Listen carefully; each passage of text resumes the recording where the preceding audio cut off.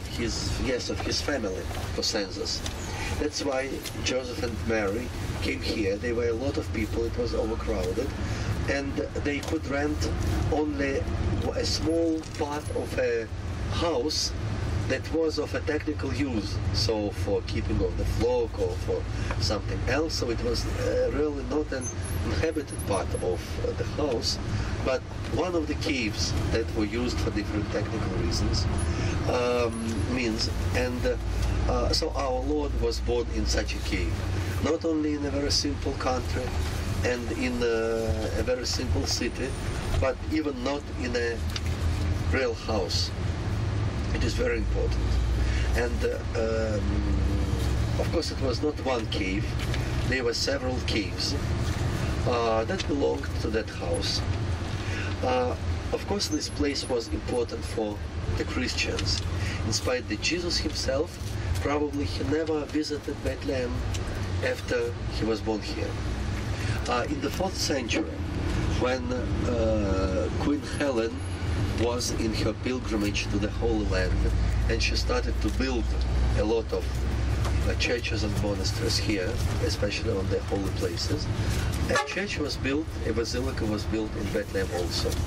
It was very much reconstructed in the 6th century by Emperor Justinian. So what we see now is mostly a church of Justinian time. From the outside, it was very much changed because it was divided between different Christian confessions, different churches, and if someone had not enough place inside, he could build something else from the outside. So there is a Latin basilica on the left, there is an Armenian monastery on the right, and it is one thing. Another one is that the basilica became a kind of a fortress, because after the Muslim conquest, Christians were here in minority, Muslims were in majority, and they wanted to use it for their community. And Christians did not want, of course, to give up this holy place, so it became a kind of a fortress.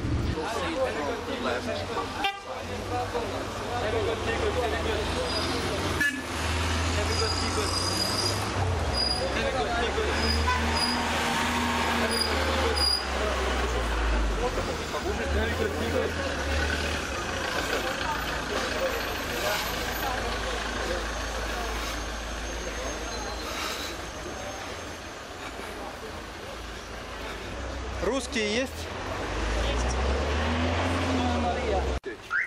So, also, Значит, мы здесь с вами перед базиликой, которая впервые была построена на месте Рождества Христова императрицы Елены. От этой базилики практически ничего не осталось, но зато осталось довольно много от базилики императора Justiniana, которую мы с вами сейчас посетили. Она была обновлена при крестоносцах. Внутри сейчас стоят леса, потому что собираются менять крышу впервые за многие века. Вот, но, может быть, мы увидим сейчас каких-то мозаик. Как византийскую мозаику от крестоносцев. Крестоносцы используют перламутр и раковины, вкрапление перламутра в мозаике. Вы сейчас можете видеть, вот большая базилика такого прямоугольно-квадратного вида. Это вход от базилики Justiniana. Поменьше, такой вот романско-готический стиль. Это базилика крестоносцев. Самый маленький в веке, потому что базилики торговали, чтобы на лошадях не въезжали в самом храме, сделали маленький вход. Теперь это интерпретируется, что когда приходишь, надо поклониться. Пойдемте в большой группу. Стойте все вместе. Икона Мария, один давай.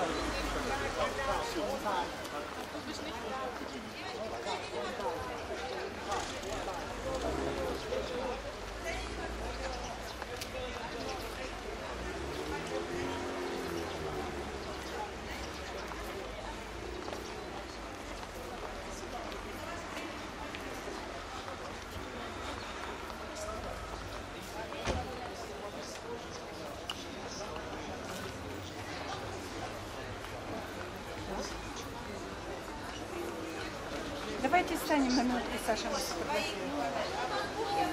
Не было щелчков, это конфигурирует. Это тут не убирается. Нет?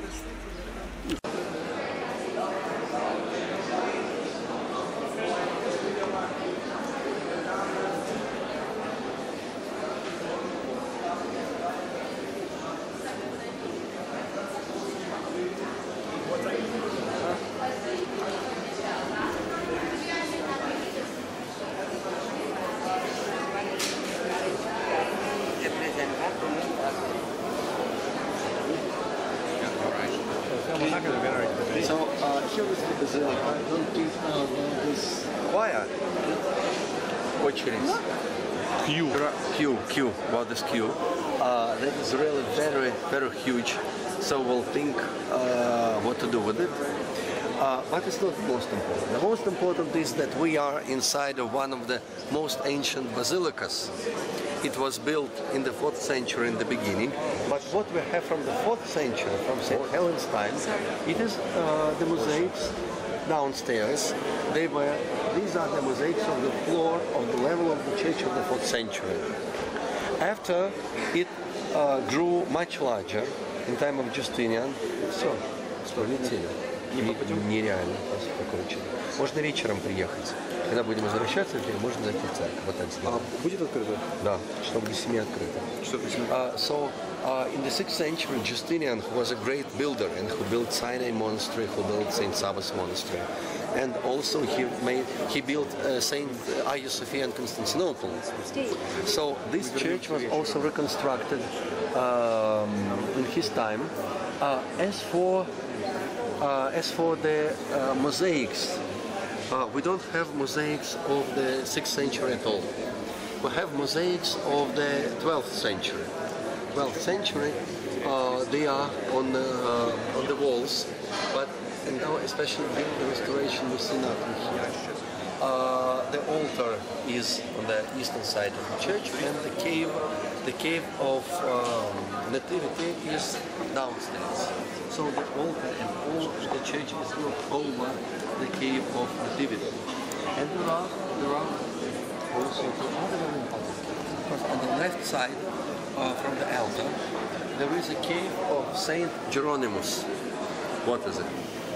There are several caves that used cells for first Latin monks who were living there in the 4th century and the 5th century, in time of Saint Geronimus, who was one of the church fathers. He was Roman, so he was Latin, and he was living here for many decades, and he made a great work here. He made a translation of the Bible into Latin. Wow. Old Testament he translated from Hebrew, New Testament he translated from Greek, and he made this very important work for all Western Christianity here in Bethlehem. On the right side, there is also a cave that is named Cave of Bethlehem Children. You remember about children that were killed by Herod when he wanted to kill Christ. So there is a tradition that the burial place of these children were in cave just near the Nativity cave. But after it was used as a cemetery for the monks of this cathedral and priests who were here.